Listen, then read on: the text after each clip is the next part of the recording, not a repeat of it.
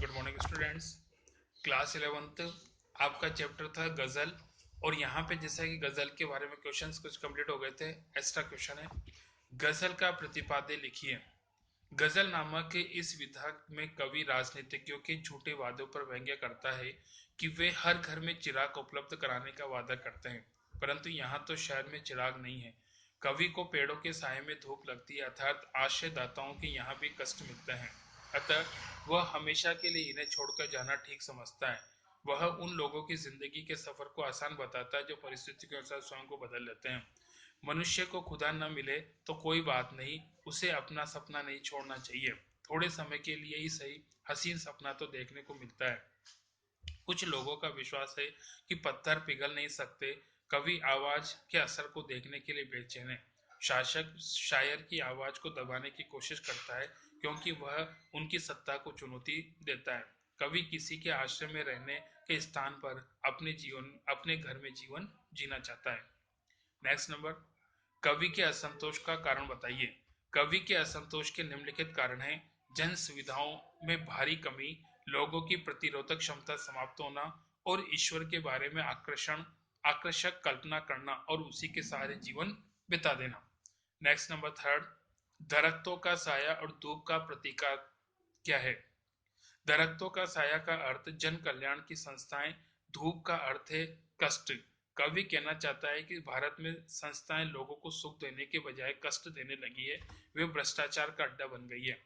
Next number, seal दे शायर की जुबान शायर की पंक्ति का आशय स्पष्ट कीजिए। कवि का आशय कि कुशासन के विरोध में जब शायर विरोध करता है तो उसे कुचल दिया जाता है, उसकी रचनाओं पर प्रतिबंध लगा दिया जाता है। सत्ता अपने खिलाफ विद्रोह का स्वर नहीं सुनना चाहती। यहाँ पे जैसा कि आपको बताया कि किस प्रकार से कवि अपनी विचारों को रखने की कोशिश करता है। अब नेक्स्ट है आपके, जैसे कि आपको मैंने बताया था कि आपके घर का जो चैप्टर, घर की याद जो चैप्टर है, उसके क्वेश्चन आंसर नहीं हुए थे, बाकी तो हो चुके हैं। तो क्वेश्चन नंबर 1 है उसका, पानी के रात भर गिरने प्राण मन के घिरने में परस्पर क्या संबंध है? कवि अपने घर से दूर जेल में कैद है, उसे घर से दूर रहने की पीड़ा है। आकाश में बादल घिर कर बारिश करने लगते हैं, ऐसे समय कवि के मन में स्मृतियां घेर रही है। जैसे जैसे पानी गिर रहा है, वैसे वैसे कवि के हृदय में प्रियजनों की स्मृतियां चलचित्र की तरह उभरती नजर आ रही है। पानी के बरसने के कारण ही उसका प्राण और मन घर की याद में व्याकुल हो जाते हैं। नेक्स्ट नंबर 2, मायके आई बहन के लिए कवि ने घर को परिताप का घर क्यों कहा है? कवि ने बहन के लिए घर को परिताप का घर कहा है। बहन मायके में अपने परिवार वालों से मिलने के लिए खुशी से आती है। वह भाई बहनों के साथ बिताए हुए क्षणों को याद करती है। घर पहुंचकर जब उसे पिता पता चलता है कि उसका एक भाई जेल में, तो बहुत दुखी होती है। इसी कारण कवि ने घर को परिताप का घर कहा है। नेक्स्ट, पिता के आकर्षक व्यक्तित्व की किन विशेषताओं को उभारा गया? कवि के अनुसार उनके पिता के व्यक्तित्व की निम्नलिखित विशेषता है। फर्स्ट, कवि के पिता पूर्णतः स्वस्थ हैं और बुढ़ापे ने उन्हें छुआ तक नहीं है। वे खिलखिलाकर हंसते हैं,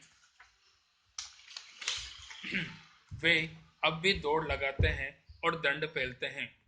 वे मौत के को सामने आने पर भी नहीं डरते, तूफान की रफ्तार से काम करने की क्षमता रखते हैं। वे गीता का पाठ करते हैं, वे भावुक प्रवृत्ति के हैं और अपने पांचवें बेटे को याद करके उनकी आंखों में आंसू आ जाते हैं। वे देश प्रेमी हैं, उनकी प्रेरणा से ही कवि ने स्वाधीनता आंदोलन में भाग लिया है।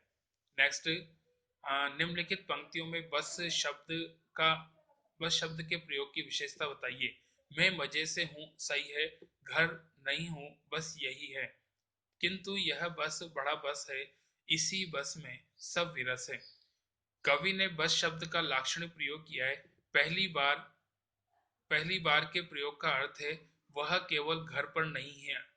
दूसरे का प्रयोग का अर्थ है वह घर से दूर रहने के लिए विवश है। तीसरे प्रयोग उसकी लाचारी और व्यवस्था को दर्शाता है। और चौथे बस में कवि के मन की व्यथा प्रकट होती है, जिसके कारण उसके सारे सुख छिन गए हैं।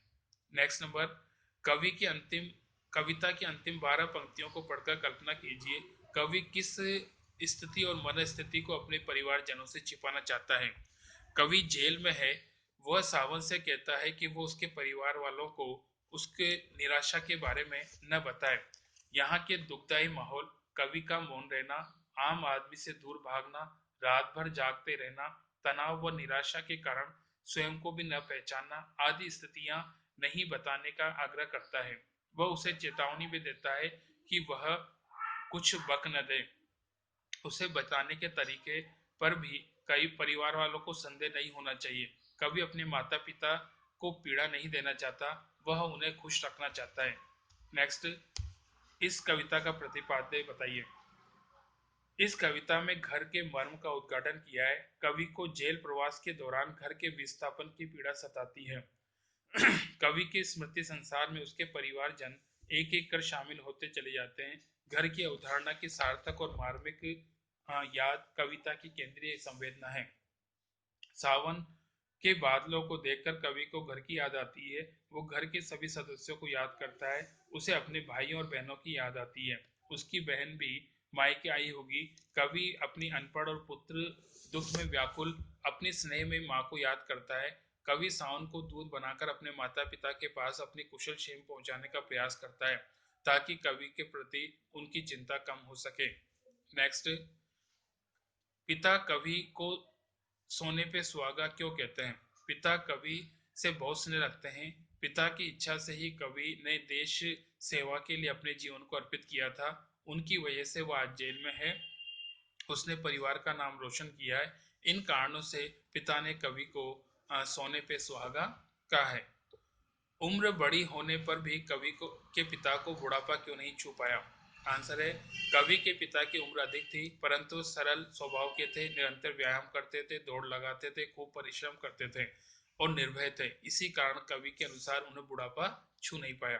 और लास्ट क्वेश्चन, देखना कुछ बक नहीं देना के स्थान पर कुछ देखना कुछ न कह देना का प्रयोग से काव्य सौंदर्य में क्या अंतर आ जाता है? कवि यदि बक शब्द का इस्तेमाल पर कह शब्द रख देता तो अर्थ में विशेषता समाप्त हो जाता। बकना शब्द खींच को प्रकट करता है। कहना सामान्य शब्द है, अतः बक शब्द अधिक सटीक है। बाकी नेक्स्ट